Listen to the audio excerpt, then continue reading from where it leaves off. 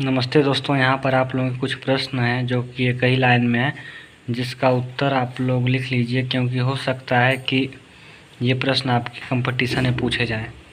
प्रश्न है, William Harvey ने परिसंचरण की खोज की। प्रश्न कैसे बनेगा कि परिसंचरण की खोज किसने की थी? आपका उत्तर रहेगा विलियम हार्वे ने परिसंचरण की खोज की।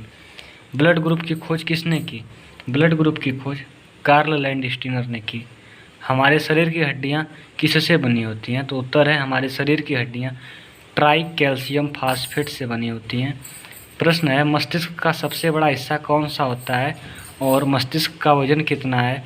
मस्तिष्क के अध्ययन को क्या कहते हैं और मस्तिष्क की स्मृति क्षमता यानी मेमोरी कितनी होती है? उत्तर है आपका मस्तिष्क का सबसे बड़ा हिस्सा सेरिब्रम होता है। मस्तिष्क का वजन 1400 ग्राम होता है।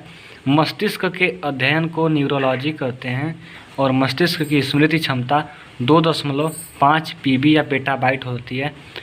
जैसे केबी, एमबी, जीबी, टीबी, उसका पीबी होता है। इस तरह से 2.5 पीबी होती है। प्रश्न होता है कि सामान्य व्यक्ति अपने पूरे जीवन काल में अपने दिमाग का कितना उपयोग करता है या कितने अधिक मेमोरी का यूज करता है? तो एक सामान्य व्यक्ति अपने जीवन काल में लगभग 512 एमबी जो होता है कि अपने दिमाग का यूज करता है। एक आईएएस, नीट या आईआईटी के एग्ज़ाम देने वाला जो व्यक्ति होता है वह अपने दिमाग का लगभग 1 जीबी ही यूज कर पाता है। अब प्रश्न होता है कि कोशिका की खोज किसने की थी, कब की थी और किस में की थी? तो कार्क की छाल में रॉबर्ट हुक ने 1665 ईस्वी में मृत कोशिका की खोज की थी और कोशिका के अध्ययन को साइटोलॉजी कहते हैं। यहाँ पर आप लोग ध्यान देंगे, साइकोलॉजी और साइटोलॉजी में अंतर होता है। साइटो मतलब कोशिका और लॉजी मतलब अध्ययन। कोशिका के अध्ययन को साइटोलॉजी कहते हैं। जंतुओं का सबसे बड़ा समूह क्या है? आर्थ्रोपोडा जो है कि जंतुओं का सबसे बड़ा समूह है। कार्बोहाइड्रेट्स रोटी में पाया जाता है, दूध में वसा पाई जाती है, दाल में प्रोटीन पाया जाता है और सब्जियों में खनिज व विटामिन मिलते हैं। एक कैलोरी में 4.18 जूल या 4.2 जूल होते हैं और एक जूल में 0.24 कैलोरी ऊर्जा होती है। क्लोरोफिल की या पर्णहरित की खोज किसने की थी? तो क्लोरोफिल की खोज सिम्पर ने की थी। केरल को भारत का मसालों का बागान कहा जाता है। ऑक्सीजन की खोज किसने की थी? प्रिस्टले ने ऑक्सीजन की खोज की थी। ग्लोबल वार्मिंग के लिए या हरितगृह प्रभाव के लिए मुख्य कारण या कौन सी गैस कारण है इसका? तो CO2 ग्लोबल वार्मिंग के लिए कारण होती है। CO2 की वजह से ग्लोबल वार्मिंग या हरितगृह प्रभाव होता है, वायुमंडलीय तापन।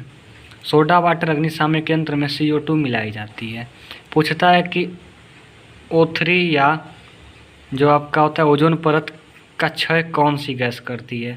कुछ लोग CO2 लगा देते हैं, लेकिन CO2 आपका उत्तर नहीं है। CFC क्लोरोफ्लोरोकार्बन जो होती है वह ओजोन लेयर को नुकसान पहुंचाती है। ग्लोबल वार्मिंग को कम करने के लिए कुछ देशों ने एक समझौता किया था जिसे क्योटो प्रोटोकॉल कहते हैं।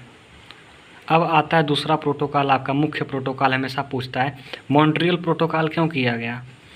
ओजोन परत के क्षय को बचाने के लिए यह प्रोटोकॉल किया गया, जिसे मॉन्ट्रियल प्रोटोकॉल कहा गया। यह समताप मंडल में पाई जाने वाली परत है और ओजोन का फार्मूला होता है O3, जिसकी महक सड़ी हुई मछली की तरह आती है।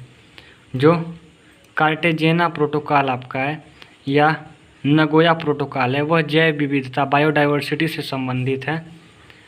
अगला आपका आता है संकटात्मक प्राणियों को किस बुक में रखा गया है या रेड डाटा बुक क्या होती है? रेड डाटा बुक ऐसी किताब है जिसमें संकटात्मक या संकटग्रस्त प्राणियों को रखा गया है जो IUCN के अंतर्गत आते हैं। International union for conservation of nature, इसका IUCN का फुल नेम है। हरे मफलर का संबंध ध्वनि प्रदूषण से होता है। हरा मफलर जो होता है उसका संबंध आपके ध्वनि प्रदूषण से है। बायोलॉजिकल ऑक्सीजन डिमांड, पानी में O2 की उचित मात्रा, यह इसका अर्थ होता है। अब पूछता है कि पानी में ऑक्सीजन की उचित मात्रा कितनी होती है? तो पानी में ऑक्सीजन की उचित मात्रा 6% होती है। इससे कम होने पर दिक्कत होने लगेगी। जो जलीय जीव होते हैं उनको दिक्कत होने लगती है। BOD का यही अर्थ होता है। आगे देखेंगे, अगले कुछ प्रश्न हैं। हाँ, यहाँ पर लिखा गया है जलीय जीवों को जीवित रहने के लिए जल में ऑक्सीजन की 6% मात्रा उचित है। इससे कम मात्रा होने पर जलीय जीवों के लिए यह सही नहीं होता है। मानव शरीर में सबसे ज़्यादा मात्रा में पाया जाने वाला तत्व तो ऑक्सीजन है। और लिखा है कि कार्बोहाइड्रेट या कार्बन डेटिंग का क्या फ़ायदा है। तो इसकी उपयोगिता ये होती है कि जीवाश्मों की आयु पता करने में ये प्रयोग होता है। हमारे प्रकृति में कार्बन के लगभग 5 लाख यौगिक पाए जाते हैं, जिसका सबसे शुद्धतम रूप हीरा होता है। हम लोग इसको पहले से पढ़ते आए हैं। हमारे शरीर में तापमान या शरीर के तापमान को हाइपोथैलेमस नियंत्रित करता है। गुस्सा, प्रेम, ईर्ष्या, देश भावना को भी नियंत्रित करने का काम हाइपोथैलेमस करता है। वाष्पोत्सर्जन में पेड़ पौधों के द्वारा O2 व H2O को त्यागा जाता है। ऑक्सीजन और जल को त्यागा जाता है। पेड़ पौधे वाष्पोत्सर्जन के लिए अपने पत्तियों में छोटे छोटे रंध्रों का उपयोग करते हैं, इसे स्टोमेटा कहते हैं, जो वाष्पोत्सर्जन कराता है। वाष्पोत्सर्जन मतलब वाष्प का उत्सर्जन। धन्यवाद दोस्तों, ये आपके कुछ प्रश्न थे जिन्हें आप लोगों ने आखिरी तक देखा। आप लोगों का आभारी हूँ। आगे ही कुछ ऐसे प्रश्न लेकर के आऊँगा। एक लाइन में आपके प्रश्न होंगे जिसका उत्तर आप लोगों को तुरंत दिया जाएगा।